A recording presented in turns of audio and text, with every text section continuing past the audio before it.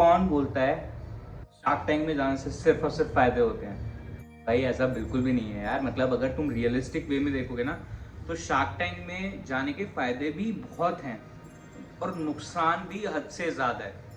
सबसे पहला जो पॉइंट है वो ये पॉइंट है कि यार, अगर आप देखोगे ना शार्क टैंक के जितने भी फाउंडर्स हैं, वो सारे के सारे फाउंडर्स में आप एक चीज प्रॉब्लम देखोगे कि कुछ कुछ प्रॉब्लम्स होती हैं जो उनके बिजनेस की वीकनेस होती है। और कोई भी बिजनेस परफेक्ट नहीं होता, कोई भी इंसान जैसे परफेक्ट नहीं होता है वैसे ही कोई भी बिजनेस परफेक्ट नहीं होता है। तो वो उनकी बिजनेस की जो वीकनेस है ना, जो उस टाइम पे पर्टिकुलर है, मतलब उस साल में हो सकता है कि वो वीकनेस रही हो, वो पूरी दुनिया को पता चल जाती है।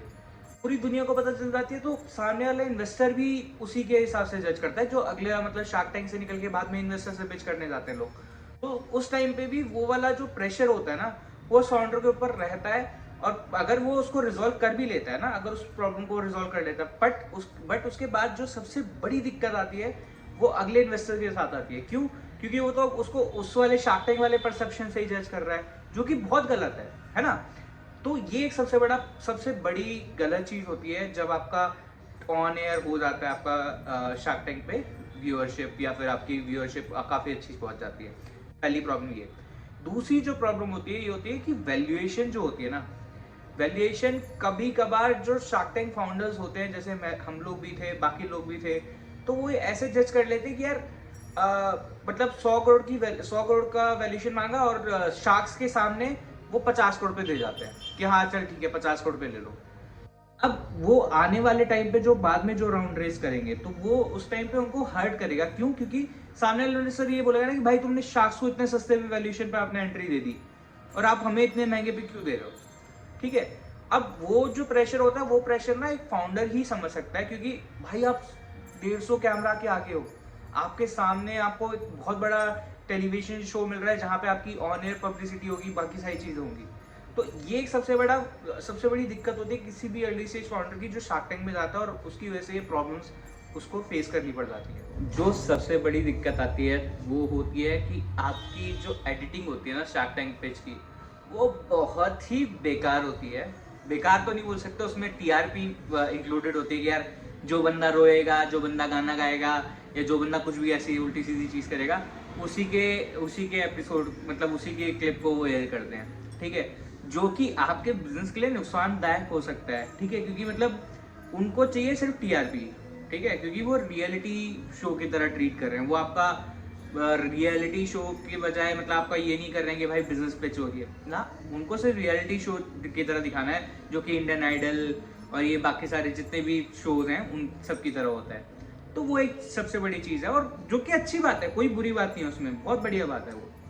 तो वो चीज थी। अब जो चौथा जो प्रपोजिशन आता है ना, चौथा प्रपोजिशन बहुत ज्यादा ऐसी चीज में आपको दिक्कत डालेगा कि यार ये क्या हो गया हमारे साथ, विच आपका जो शार्क टैंक का एपिसोड था वो एयर हो गया।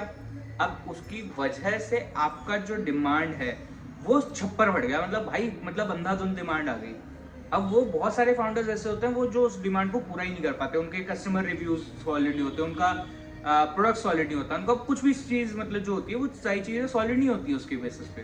ठीक है, जो कि बहुत बेकार चीज होती है। कभी भी आप शार्क टैंक में जा रहे हो और आप पहले से अपने डिमांड मतलब आपने उसके हिसाब से डिमांड नहीं बना रखी कि यार हाँ हमारे मतलब 1,00,000 यूनिट बना लो, 50,000 यूनिट बना लो, 2,000 बना लो, 3,000 बना लो, कुछ तो बनाओ। जब तक कुछ नहीं बनाओगे तब तक क्या फायदा? ठीक है। अब जो पांचवी और सबसे इंपॉर्टेंट चीज आती है, जो कि बहुत ज्यादा हर्ट करती है, विच इज कि लोगों का परसेप्शन जो होता है ना, वो ऐसा हो जाता है कि यार इसको तो डील मिल गई थी। मतलब डील मिलना डील क्लोज होने के बराबर नहीं होता।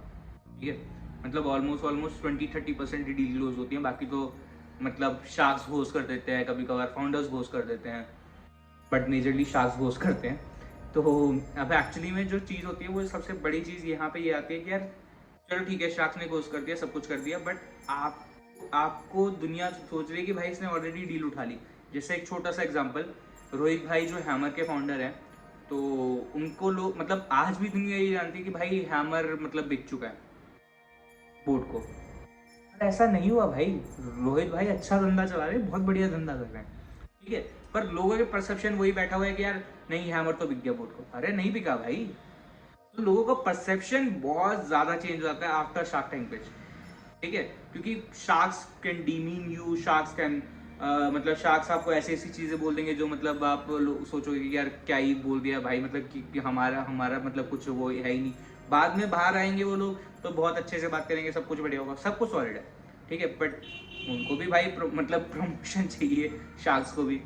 तो वो एक सबसे बड़ी चीज होती है जो कि किसी भी शार्क टैंक फाउंडर के लिए बहुत ज्यादा दिक्कत क्रिएट काट सकती है। तो this is what it is. तो मतलब ये प्रॉब्लम्स हैं जो मैंने मतलब आपको बताई कि ये प्रॉब्लम्स होती हैं कोई भी शार्क टैंक फाउंडर अगर पिच करने जाता है तो उसके लिए। तो hope to see you soon, hope to see you wealthy, bye bye.